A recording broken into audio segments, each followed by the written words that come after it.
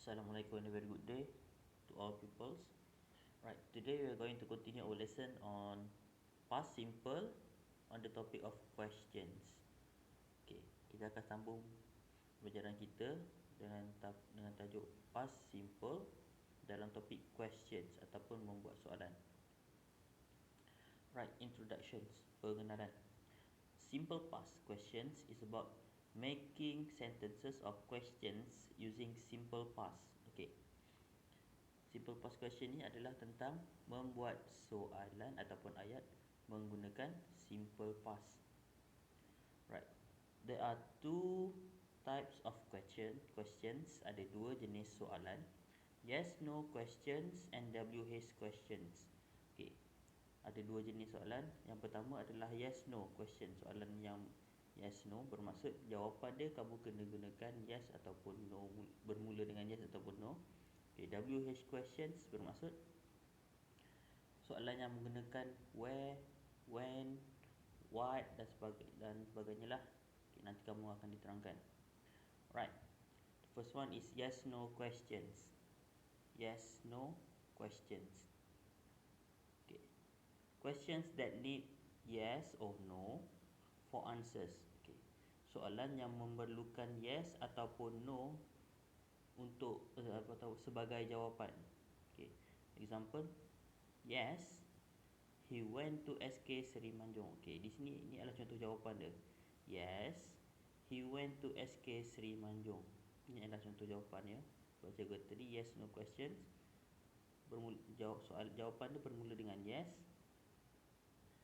Okay, barulah kamu jawab. Okay, number 2. The question starts with the auxiliary verb did. Okay, soalannya bermula dengan auxiliary verb did. Okay, bila bermula dengan did, walaupun di sini cikgu tulis huruf kecil, tapi sebab dia bermula. Okay, jadi bila kamu tulis mula soalan, kamu perlu gunakan huruf besar. Okay, did he go to school? Did he go to school? Okay, soalannya, adakah dia pergi, di manakah did he go to school? Adakah dia pergi ke sekolah? Okay. Okay, did auxiliary verb tadi. He di sini adalah subjek. Go adalah verb atau kata kerja.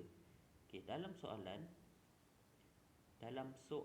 kata kerja mesti ditulis dengan base form dia. Maksud dalam perkataan asas dia. Okay.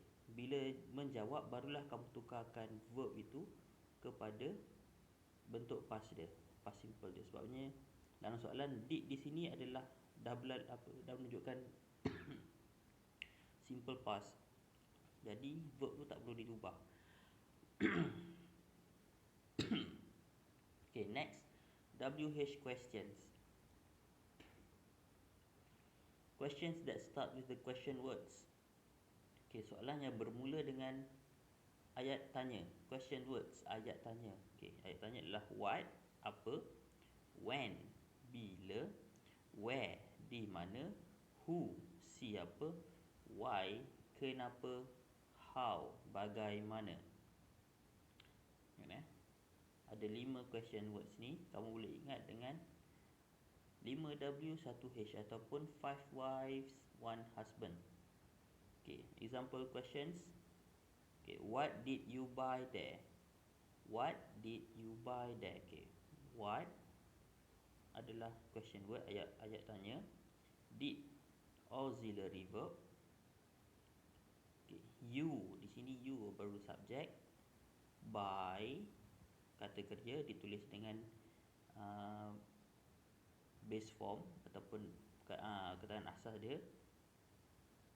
Okay, there, dan di hujung jangan lupa mesti ada question marks. Kena ada tanda soal. Answers for WH question start without yes or no. Okay, jawapan untuk WH question ditulis tanpa menggunakan yes ataupun no dulu. Okay, sebab tadi, okay, what did you buy there? I bought a pair of shoes. Okay, saya beli sepasang kasut. Okay, buy tadi, bila kamu tulis jawapan, diubah menjadi bought. Alright. Okay, next. Forming questions from scrambled words. Okay, kamu nak membentuk soalan menggunakan perkataan yang berterabur, yang tidak disusun. Okay, the questions must start with question word or auxiliary verb. Okay, soalan mesti bermula dengan question word, ayat tanya, or auxiliary verb ataupun auxiliary verb. Auxiliary verb yang kamu tahu tadi, did lah, bermula dengan did ataupun ayat tanya. The end of the questions must have question marks. Okay, di hujung soalan perlu ada tanda soal ni. Kalau tak ada, dia bukan dikira soalan, dia kira ayat bernyata. Jadi kena ada tanda soal untuk menjadi ayat tanya. Okay, example given, where did he buy the watch? Where did he buy the watch? Okay, di sini cikgu letakkan warna biru, merah, hijau dan juga ungu ataupun purple. Okay, dia bermula dengan question word, okay, where, kemudian auxiliary verb did, subject dia he, main verb dia buy, other words maksud perkataan-perkataan lain lah yang kamu gunakan untuk soalan, the watch, question mark, di hujungnya kena ada tanda soal, baru dah jadi soalan. Where did he buy the watch? Okay, ini untuk WH questions. Okay, contoh untuk yes no questions. Did you eat my snacks? Okay, bila yes no question tak perlu question word, jadi terus bermula dengan auxiliary verb.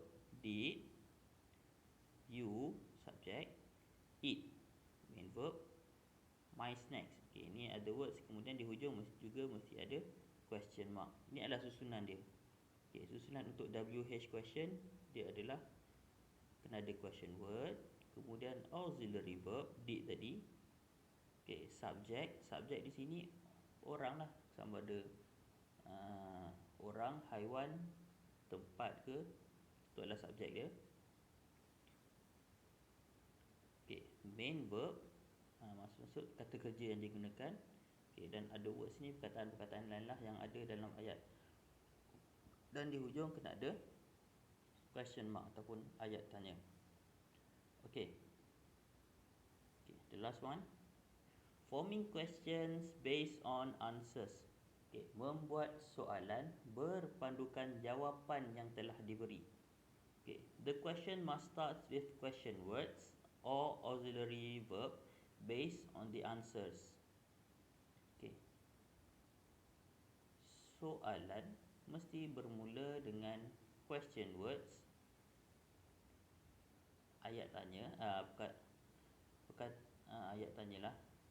Okay, or auxiliary verb ataupun auxiliary verb ataupun perkataan did tadilah, based on the answers, bergantung kepada soalan tadi, berpandukan jawapan, based on the answers. Okay, the main verb must be changed to base form. Okay, main verb yang dalam jawapan perlu diubah ke dalam bentuk asal dia ataupun dalam base form dia. Okay, for example, if the answer, sekiranya jawapannya adalah he bought shoes yesterday. He bought the shoes yesterday.